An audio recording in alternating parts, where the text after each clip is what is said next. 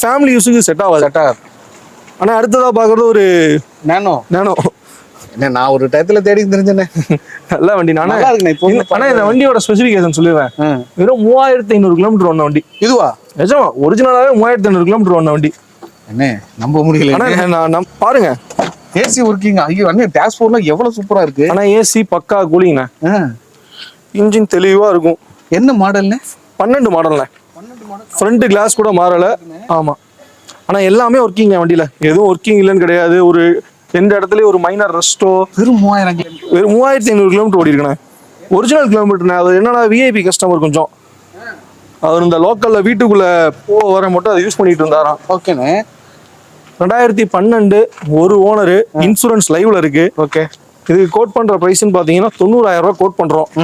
Fixed price கிடையாது, negotiable price தான். கம்மி பண்ணி கொடுத்துடலாம். வண்டி நல்லா இருக்கும். ஓகே. கம்பெனில வந்த டயர் தானே அப்படியே இருக்கு. பின்னாடி காட்டுங்களேன், பின்னாடிலாம் காட்டுங்க. கம்பெனில வந்த டயர் அப்படியே இருக்கும். ஆமா. நான் டயர் மாத்திக்கிறேன், நல்லது தானே? ஆமா, மாத்திக்கிறது நல்லது தான். அந்த ரைட் சைடு டயர்லாம் வெடிப்பு விட்டுருச்சு. ஆமா, வெடிப்பு விட்டுச்சுல, வெடிச்சிருச்சு. ஏன்னா கம்பெனில இருந்து அப்படியே ஓடிட்டு இருந்துச்சு, இந்த அதெல்லாம் வெடிச்சிருச்சு. பின்னாடி நல்லா இருக்கும். இந்த ஒரு டயர் மட்டும் வெடிச்சிருக்கு. சரிங்கண்ணா, எங்களுக்கு அதெல்லாம் வேணாண்ணே.